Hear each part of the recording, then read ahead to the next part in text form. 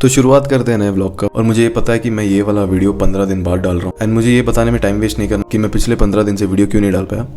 मैं शॉर्ट में आपको बताता हूँ कि मैंने पिछले 15 दिन में क्या क्या किया इन टर्म्स ऑफ फिटनेस। तो उसका आंसर है कुछ नहीं। तो क्योंकि मेरा एक एग्जाम पेंडिंग था तो मैं फिजियोथेरेपी भी रेगुलरली नहीं जा पा रहा था, तो इसलिए वो भी मैं शूट नहीं कर पा रहा था। ना ही मैं सुबह उठ के जॉगिंग जा रहा था कि मैं वो शूट कर पाऊँ, ना ही मैं शाम को जो अपने घर पे कार्डियो करता था वो भी नहीं कर रहा था। तो पिछले 15 दिन से बेसिकली मैंने बहुत ही ज़्यादा जंक फूड खाया है, क्योंकि जैसे ही मेरा फैट लॉस चैलेंज खत्म हुआ और मैंने वो वाला वीडियो डाला था उसके बाद मैं बहुत ही ज़्यादा खाना खा रहा हूँ, घर का भी बाहर का भी, एंड बहुत ही ज़्यादा जंक फूड खा रहा हूँ। लिटरली सब कुछ खा रहा हूँ। वेट लॉस चैलेंज जब खत्म हुआ था मैं 60 किलोस पे था, अभी तो बहुत ही ज़्यादा है। अभी तो आई थिंक 5-6 किलो बढ़ गए हैं 15 दिन में। बस पिछले 15 दिन से मैं खा रहा था और सो रहा था और एक एग्ज़ाम के लिए पढ़ रहा था बस।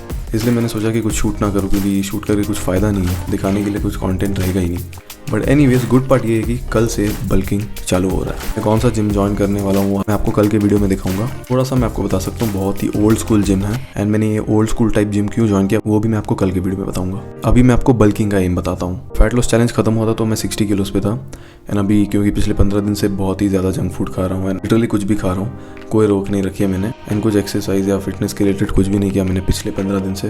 तो आई थिंक 5-6 किलो बढ़ गए, लेकिन फिर भी राउंड ऑफ करके मैं कहता हूँ कि 60 किलो फैट लॉस चैलेंज खत्म किया था तब मैं 60 किलोस का था। एम है 80 किलोस तक जाने। आई नो 20 किलो थोड़ा ज़्यादा है। पूरे बल्किंग प्रोसेस के बारे में कल के वीडियो में बताऊंगा। बेसिकली ये वीडियो मैं इसलिए बना रहा हूँ ताकि आपको कह दूँ कि ये चैनल डेड वगैरह कुछ नहीं हुआ है, क्योंकि 15 दिन तो बहुत ही ज़्यादा टाइम गैप होता है, तो मैंने 15 दिन के लिए कुछ नहीं डाला था। ऐसे भी अभी चैनल बिगिनिंग स्टेज में एंड अभी से ही मेरे को इरेगुलर होने का आदत नहीं डालना है। लेकिन वीडियो खत्म करने से पहले मैं आपको बता देता हूँ अपना वर्कआउट प्लान या वर्कआउट स्प्लिट जो भी है, जो कि मैं एटलीस्ट 6 हफ्ते तक फॉलो करना चाहता हूँ। कि जो स्टार्टिंग के न्यूबी गेन्स होते हैं, जब स्टार्टिंग में बॉडी अडेप्ट करने लगती है वेट लिफ्टिंग से, तो आई थिंक 6 वीक्स तो चाहिए रहता है। पर्सनली मुझे लगा कि मुझे 6 वीक्स चाहिए, इसलिए मैं आपको कह रहा हूँ। तो 6 वीक्स तक मुझे यही वर्कआउट प्लान फॉलो करना है। तो अभी मैं आपको वर्कआउट प्लान बताता हूँ। वर्कआउट प्लान बताने से पहले भी मैं आपको एक आइडिया देने वाला हूँ कि मैं कैसे करने वाला हूँ ये सब। तो बेसिकली मैं कंपाउंड मूवमेंट्स का बहुत ही बड़ा फैन हूँ। कंपाउंड मूवमेंट्स वो होते हैं जिसमें 2 से ज़्यादा जो आपके जॉइंट्स हैं वो काम कर रही होती है। फॉर एग्जाम्पल बेंच प्रेस हो गया, स्क्वाट्स हो गया, तो इसमें 2 से ज़्यादा जॉइंट्स काम कर रहे होते हैं। एंड जहाँ तक मैंने यूट्यूब पे वीडियोस देखे हैं, रिसर्च भी किया, या पर्सनली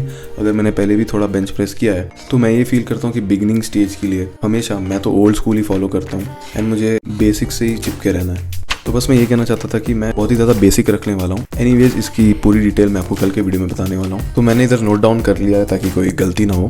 तो एक kind of push pull legs split के जैसा ही है, बस थोड़े चेंजेस मैंने अपने बॉडी के अकॉर्डिंग कर लिए, क्योंकि जितने भी लोग पहले से देखते आए हुए हैं उनको पता है कि मेरे को इंजरीज है, तो इसलिए उस हिसाब से मैंने चेंज कर दिया और 1-2 एक्सरसाइज भी उस हिसाब से चेंज किए, वरना बाकी सब बेसिक है। तो स्टार्ट करते हैं। मंडे, तो मंडे में मारूंगा बैक, बाइसेप्स और फोर आर्म्स। मैं बैक के बेसिकली पूरा डिटेल में अभी नहीं जाना चाहता, मैं सिर्फ आपको आइडिया और प्लान बता दे रहा हूँ। बाकी जिस दिन जो भी स्प्लिट रहेगा उस दिन मैं आपको डिटेल में बता दूंगा। तो कल मंडे है तो आपको कल मैं बैक, बाइसेप, फोर आर्म्स का डिटेल में बता दूंगा कि मैं क्या कर रहा हूँ। तो बेसिकली बैक में 3 वर्टिकल पुल्स है, 3 हॉरिजॉन्टल पुल्स हैं, और जो वर्टिकल पुल्स है वो यूजुअली लैट पुल डाउन से लैट फोकस रहेगा। जो हॉरिजॉन्टल पुल है वो विड्थ के लिए यूजुअली रोइंग एक्सरसाइजेस जो है वो रहेंगे। तो 3 वेरिएशंस रहेंगे और 3 वेरिएशंस के 3-3 सेट रहेंगे। और एक और बात, सारे एक्सरसाइजेस के लिए या जितने भी दिन मंडे, ट्यूसडे, वेडनेसडे जितने भी एक्सरसाइज हैं या जो भी स्प्लिट है सबके लिए मैं 3-3 सेट ही रख रहा हूँ, क्योंकि तीसरे सेट तक मैं फेल कर जाता हूँ एंड रेप्स में गिनता नहीं, ऑलमोस्ट टिल फेलियर तक मैं पुश करता हूँ जितना हो सकता है मेरे से।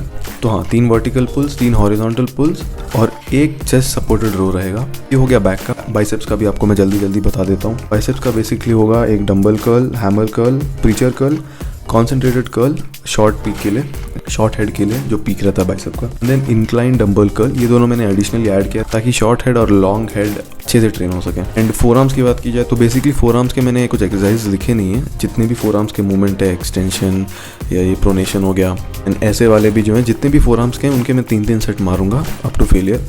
तो फोर आर्म्स भी ट्रेन हो जाते हैं, क्योंकि जहाँ तक मैंने फील किया बैक और बाइसेप्स के दिन फोर आर्म्स बहुत ही ज़्यादा लोड उठाते हैं, तो उसी दिन मैं ट्रेन कर सकता हूँ उनको। ये हो गया था मंडे, जो कि था back, biceps and four arms. Tuesday की बात करें तो यूजुअली पुश पुल स्प्लिट में ट्यूसडे को यूजुअली चेस्ट, ट्राइसेप्स और शोल्डर्स रहता है, लेकिन मैंने चेस्ट, शोल्डर्स और ट्राइसेप्स नहीं, ट्राइसेप्स के बदले मैंने काफ्स रख दिया है। अभी रीज़न मैं आपको बताता हूँ स्प्लिट बताने के बाद।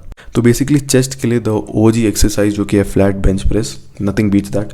तो फ्लैट बेंच प्रेस है, उसके भी 3 सेट। जैसे कि मैंने आपको कहा हर एक एक्सरसाइजेस के लिए 3-3 सेट रहेंगे, तो मैं बार नंबर ऑफ सेट्स नहीं रिपीट करता हूँ। फ्लैट बेंच प्रेस है, इंक्लाइन बेंच प्रेस है विद डंबल, मशीन प्रेस, जो भी मशीन अवेलेबल है उस वाले जिम में जो मैं आपको कल दिखाऊंगा, तो उसके भी 3 सेट, एंड फिर डिक्लाइन बेंच प्रेस।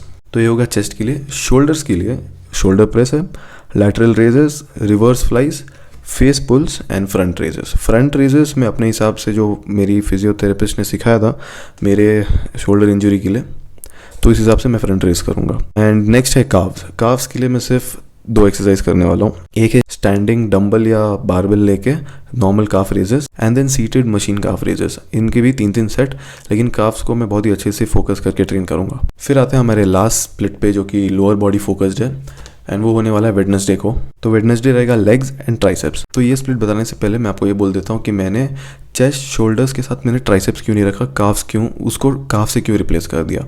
क्या होता है ना, अगर घर में भी अगर मैं एक पुश स्प्लिट मारता था जिसमें चेस्ट और शोल्डर्स और ट्राइसेप्स इन्वॉल्व होते थे, तो उस दिन तीनों में से कोई 2 ही मसल ग्रुप को मैं मेनली ट्रेन कर पाता था। क्योंकि फॉर एग्जांपल अगर मैंने चेस्ट ट्रेन कर लिया, उसके बाद फिर शोल्डर ट्रेन कर लिया, ट्राइसेप लेफ्ट आउट रह जाता है। एंड जब ट्राइसेप्स ट्रेन करने जाता हूँ तो बिल्कुल भी एनर्जी नहीं बचती, तो इसीलिए मैंने उसको अगले दिन पे डाल दिया।